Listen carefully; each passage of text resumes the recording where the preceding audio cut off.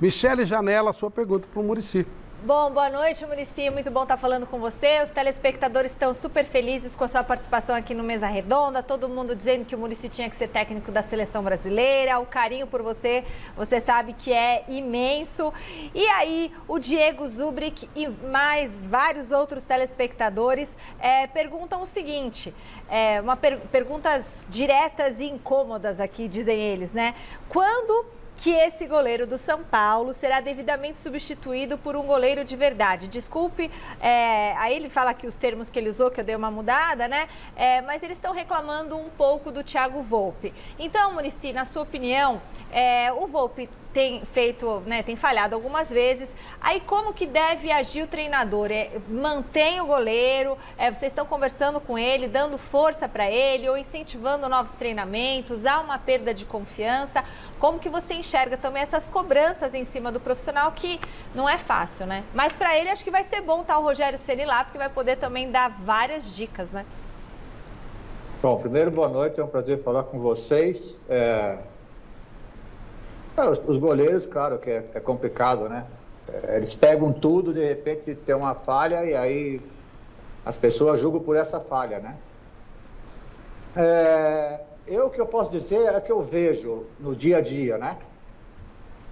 Isso que me importa muito é o dia a dia, os treinamentos, é o comportamento. Então o Volpi, para que vocês... que vocês não estão podendo acompanhar, ele é um dos melhores profissionais que nós temos no CT. Os melhores profissionais que nós temos.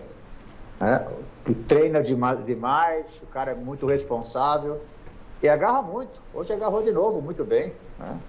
É difícil você ir no mercado buscar um goleiro como o Volpi, entendeu? Então, o que eu posso dizer é isso para os torcedores, né? É que eu vejo o dia a dia.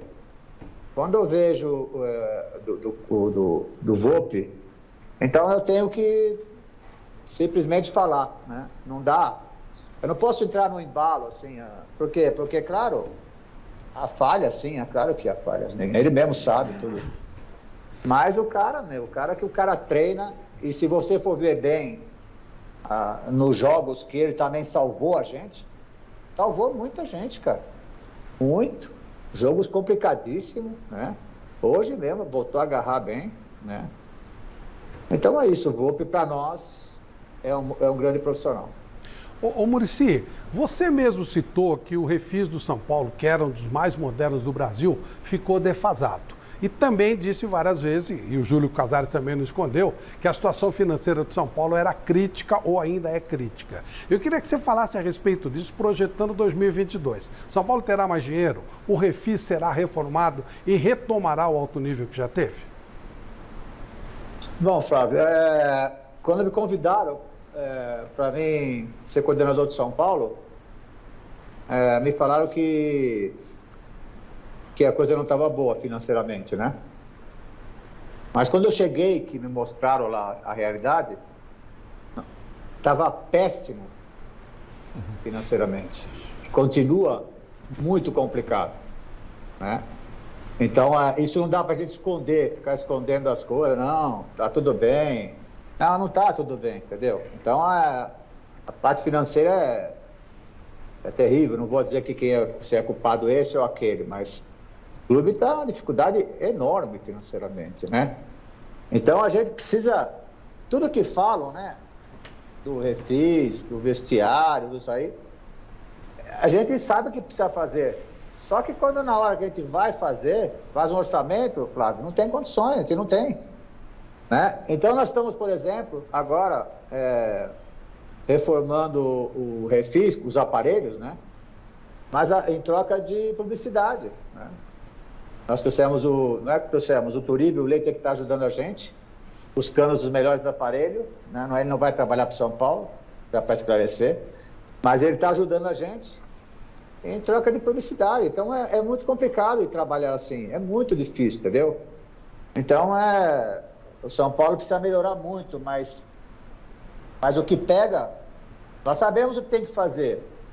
Só que na hora que a gente vai executar, vai esbarrar sempre na parte financeira, Flávio. Você ia fazer uma pergunta, desculpe, eu tive que cortar para todo mundo. Professor Muricy, o senhor falou tanto do seu estresse como treinador e hoje você tem um cargo de dirigente. Eu queria que você falasse um pouquinho sobre essa sua experiência, se ela é tão estressante quanto ou menos, por quê? Como é que você, com a maturidade, está administrando todo o estresse que o cargo também exige e causa? Pior. É pior que ser treinador. É que eu não quero ser treinador mesmo, porque senão eu voltaria, porque é muito pior, cara. Porque você tem que resolver várias coisas e várias coisas que você às vezes não tem condições. É assim a vida do profissional. Quando eu era treinador, era melhor para mim ser jogador. Porque jogador, eu resolvia dentro do campo. Uhum. Eu podia dar o passe, eu podia fazer o gol, eu podia participar do negócio, entendeu? Como treinador, você é terceirizado, porque você depende dos caras, né? E como coordenador agora também. Então eu dependo do técnico, dependo dos jogadores também, entendeu? Então é complicado, eu não posso passar eu tenho um limite, né? Eu não posso falar, não, eu gosto assim, eu não tenho essa, entendeu? Eu só converso em termo tático, técnico, quando os treinadores se aproximam. Então, você tem que ter muito controle, entendeu? Porque senão você pode avançar, né, essa linha, e isso eu não gosto, né? Então, é bem estressante também. É bem estressante porque você não consegue, né, desenvolver muitas coisas, né? Mas eu, assim, estou me dando muito bem, principalmente com os treinadores. O Paulo Sérgio vai fazer uma pergunta, todo mundo vai fazer mais uma com a pergunta do Muricy, e eu só quero passar um dado que o brilhante Rodolfo Rodrigues hoje nos colocou. Desde que começaram os pontos corridos, 2003, o treinador com o maior número de tempo na liderança das competições, o único que passou de 100 rodadas, é esse senhor que está conosco aí, Muricy Ramalho. Pra vocês terem uma ideia, o Muricy ficou 106 rodadas na liderança do Campeonato Brasileiro de pontos corridos. O segundo, 74. Olha a diferença, de 106 para 74. O segundo, acho que é o Luxemburgo. Não tenho certeza, mas enfim, tenho certeza do 106 do Muricy, o segundo 74. Ou seja, estamos falando com gente grande, com um cara que tem muita coisa para nos ensinar e para falar sobre vitórias, sobre conquistas, sobre ficar no primeiro lugar, sobre ser tricampeão brasileiro. Pois não, Paulo? Muricy, o Celso mencionou sobre a questão de pressão, né? Você fora agora do banco de reserva, ali na arquibancada, eu sei que é muito difícil, ainda mais nós que sempre estivemos ali, é muito difícil vivermos esse momento. Mas esse momento hoje, depois de uma pandemia, depois que os torcedores não puderam ir ao estádio, uma coisa que eu tenho observado muito é que os jogadores estão sofrendo uma pressão, uma carga muito grande com isso. Essa volta do torcedor ao estádio, essa pressão que está acontecendo novamente. Você tem essa sensibilidade que os atletas estão sentindo isso e vocês estão conversando com esses atletas? Eu acho assim, Paulo, eu acho que você foi um jogador de times grandes e a pressão ela é normal, ela existe, né? Isso eu costumo sempre falar. Se eu não quiser pressão, eu vou lá para Ibiúna, tem uma casinha lá no meio do mato, aí eu vou lá comer churrasco e tomar cerveja, entendeu? No futebol, em time grande, não dá para não ter pressão. Eu acho que a pressão, às vezes, Paulo, faz até bem. Para mim, fazia bem. Porque fazia eu melhorar, fazia eu sair da zona do conforto, entendeu? Isso aí. Quando me desafiavam, é onde que eu produzia mais, entendeu? Então, isso o cara tem que estar acostumado. Você joga futebol desde garoto. A gente é pressionado desde pequenininho para ganhar jogo, para fazer as coisas, né? Então, isso o cara tem que estar acostumado, cara, sabe? Agora, é claro, né, Paulo, que existe, né? Existe, por exemplo, psicóloga lá no CT. Eu converso também muito com jogadores, né? Tá sendo legal agora, porque estava difícil eu ver futebol brasileiro e ver mundial, como a gente estava vendo, sem ninguém no estádio, meu. Tava feio até, cara. Não tem emoção nenhuma, sabe? E agora voltou, a torcida é outro jogo, meu. É outro jogo. O jogador vai mais, corre mais, luta mais, sabe? Agora voltou o futebol de verdade, né, meu? Com o povo. Claro que não é ainda total, né? Que ainda temos ainda o probleminha da pandemia, pouco, mas temos, né? Mas eu acho que é normal.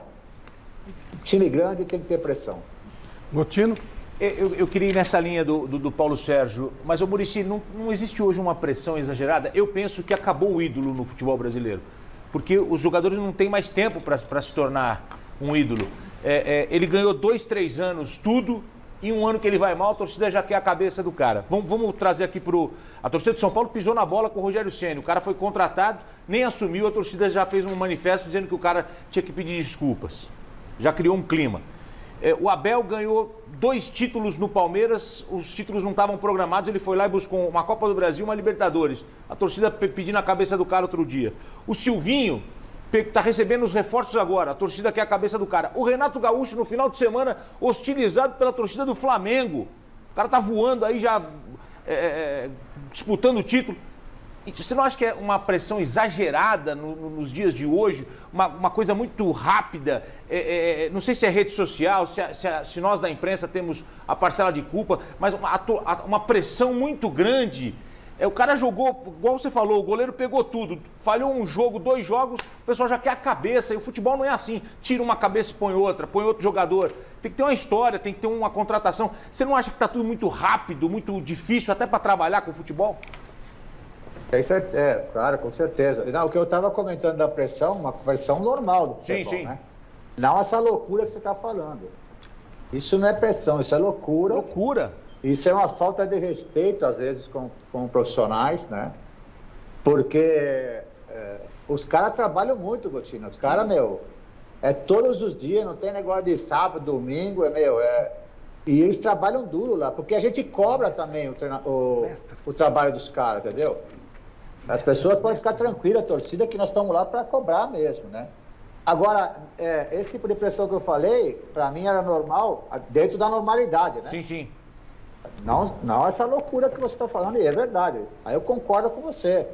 Às vezes se passam do limite, né? Esse cara de ameaçar jogadores, né?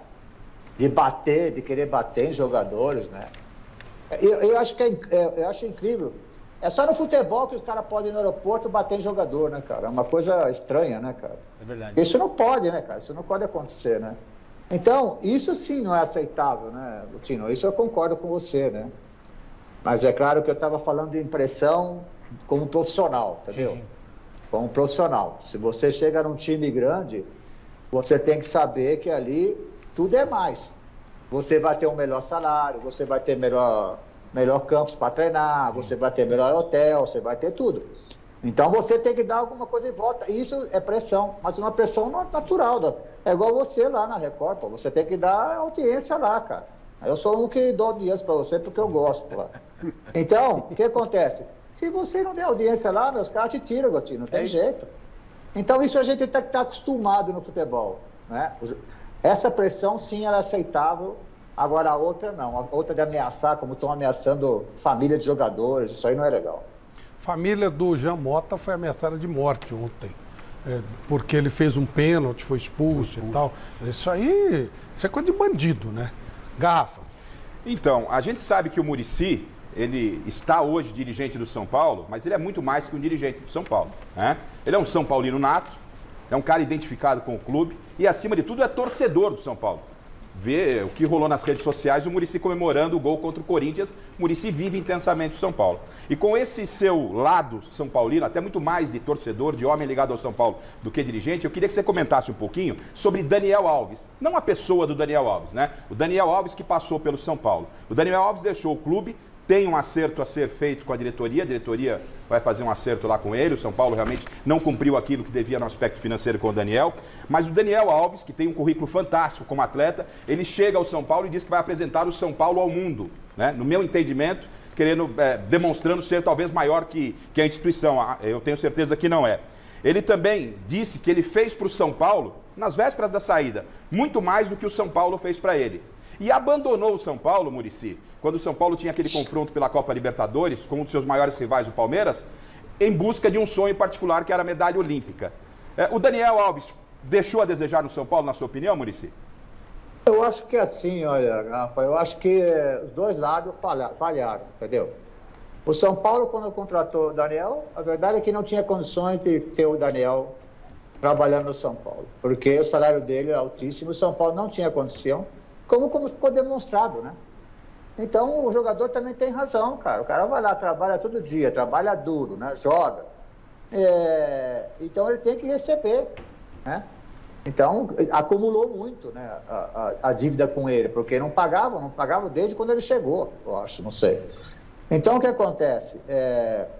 Isso ele tem razão.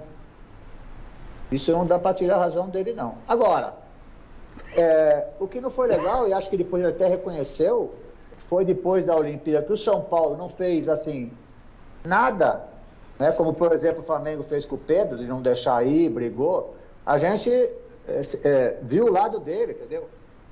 O clube viu o lado dele, né? E aí ele foi para a Olimpíada, foi campeão e tudo.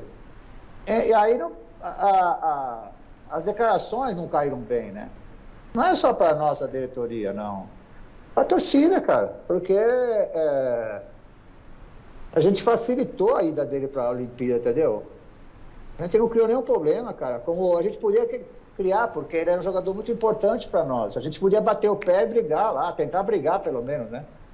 Mas não fizemos isso, entendeu? A gente respeitou o sonho dele, sabe? Aí você receber aquelas palavras, eu acho que foi dura demais. Eu acho que ele até se arrependeu disso, né? Porque não foi legal. Não foi legal. Agora, a dívida que fizeram com ele, Gafa, não dá, né, cara? Os clubes têm que ter mais responsabilidade, né, meu? Não dá para contratar um jogador desse tamanho e você não cumprir com as obrigações, entendeu? Então, os dois lados falharam. Chico. Ô, Muricy, eu tenho uma tese, que eu não sei se você vai concordar comigo. No começo, a pandemia, ela evidentemente foi triste para o mundo inteiro, mas para o futebol brasileiro até que ela não foi tão ruim. Que, por exemplo, você veja aqui, o Palmeiras acabou revelando grandes jogadores das equipes de base. Ó, eu estava vendo aqui, ó, Wesley, Gabriel Menino, Gabriel Veron, Patrick de Paula, o Danilo, né? O São Paulo tem o Igor Gomes, né? Tem o Gabriel Sara, que eu acho um bolão, acho um grande jogador. Marquinhos, o Léo Pelé, que é um bom zagueiro, né? Você vai para o Rio de Janeiro, você encontra o tal de John Kennedy, que ontem marcou 2 gols contra o Flamengo. O menino tem 19 anos, 18. Quer dizer, não é só ele, tem outros lá também. Luiz Henrique. Quem? Luiz Henrique. Luiz Henrique, que também é outro que acabaram com o Flamengo, que era o reserva, né? O time reserva do Flamengo, mas acabaram com o Flamengo. Ganharam de 3-1 e com folga, né? Jogando um bom futebol. No Corinthians, você vê lá, que não tinha ninguém, de repente apareceu o GP, o Gabriel Pereira, que você vê que é um bom meia, né? Ele joga pelos lados, mas joga errado, tem que jogar na meia. Você tem lá o Adson, que não é um mau jogador, compõe bem o elenco. Agora descobriram esse Duqueiroz, que hoje entrou contra o Internacional e entrou um bolão, jogou um bolão. Ele liberou os bons do time, né? E deu para equilibrar a coisa. Enfim, bons jogadores têm aparecido. O Santos só que tem decepcionado um pouco, que não tem revelado grandes jogadores. Mas aqui entre nós, a pandemia, no fundo, ela acabou dando tranquilidade. Não tendo público, não havia tanta cobrança. Então, o cara pôde se desenvolver. Eu acho isso, né? Eu entendo assim. Eu acho que os grandes clubes saíram ganhando um pouco com essa falta de público. Evidentemente que você falou uma coisa que você tem razão. Futebol sem público é uma porcaria, né? Não tem graça nenhuma. Mas nessa pandemia, por incrível que pareça, apareceram bons valores para o futebol. Você concorda comigo ou não? Não, eu não, assim, Chico, eu não, assim, não concordo muito, não, entendeu?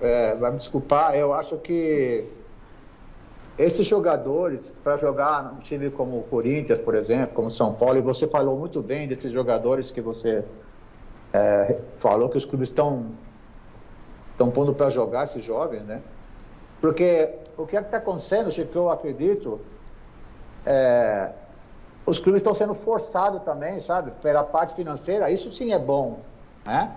Isso é bom. Porque você é obrigado a lançar os garotos, entendeu? Aí quando você tem muito dinheiro, você não consegue lançar, né? A pandemia foi ruim demais para os clubes porque deixou a bilheteria, não tinha nada, né? E também futebol sem torcida não dá. Agora, os clubes estão lançando jogadores, Chico, mais por problemas financeiros. Porque a saída é a base, cara. Porque não dá para contratar, entendeu? Os jogadores hoje ganham demais, né? Jogadores quando tem o passe é muito caro. Então eu acredito mais nisso. Eu acredito assim que os clubes se apegam como sempre na base, porque ali é que está a melhor coisa do time. Para finalizar e te liberar, Muricy, o Pablo tem sido muito perseguido pela torcida do São Paulo e hoje aconteceu um lance terrível, né, para ele. Talvez a gente tenha até o lance aí para mostrar. Ele entra na frente do Luciano, chuta uma bola, perde, e o contrato dele foi renovado na segunda-feira. Me explica como é que foi essa operação, já que não é uma coisa barata para o time do São Paulo. Bom, Flávio, o contrato, eu negócio de contrato, Flávio, eu não me meto não, sabe? Porque não é a minha área, né? Minha área é só mesmo o futebol, é conversar com jogadores, é contratar, essas coisas todas. A área de contrato não é comigo. O que eu sei é que havia uma cláusula, né? Se ele jogasse uma quantidade de jogo, ele já tinha renovado o contrato e tinha mais um dinheiro na frente. Isso é um contrato que fizeram lá atrás, né, com ele, né? E aí, nós que estamos agora no comando, não tem jeito, a gente tem que aceitar esse contrato e cumprir, né? Mas a gente, para mim falar de contrato, para mim é muito mais complicado, porque eu não sei muito das cláusulas. Quando vai assinar contrato, eu estou fora. Isso aí eu não participo.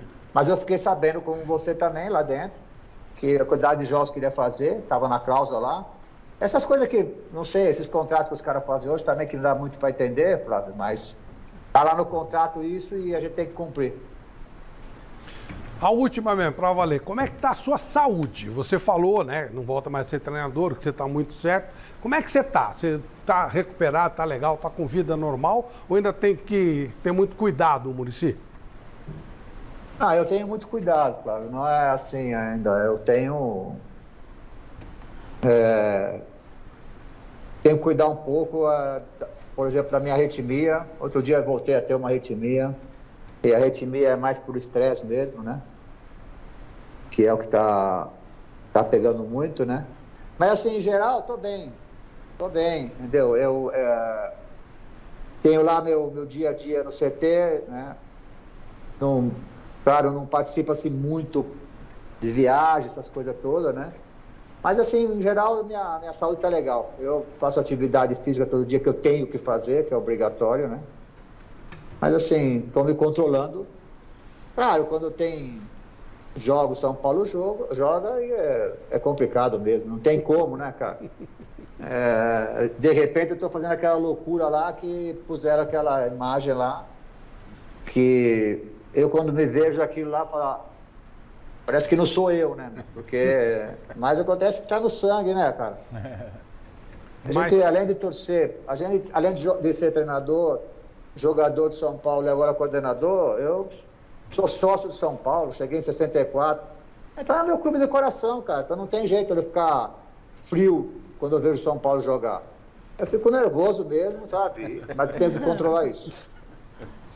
Te cuida, meu amigo. A gente gosta muito de você. Queremos você muito tempo conosco aqui, colaborando maravilhosamente para o futebol, essa história linda que você tem, o técnico que mais vezes liderou o Campeonato Brasileiro, 106 rodadas, o segundo é o Cuca. E pede para ele, Flávio, auxiliar lá na liberação da nossa entrada no CT. Estamos com saudade de resenhar com você, verdade, né, ô Muricy? Encheu o seu saco um pouco lá, né? Eu acho que estou com saudade de comer bolacha, viu? Ô, Muricy, precisamos fazer um churrasco aí, vamos combinar esse negócio aí. Deixa. Aí sim. Já tem metade da população brasileira vacinada, 50 e poucos %. Mais uns 20, 30% dá para fazer um churrasco. Só vai veinho. Valeu, Muricy, muito obrigado por nos atender, viu? Muita saúde, um abraço, Valeu, meu amigo. Um abraço a todos. Obrigado. Valeu, Legal. tchau.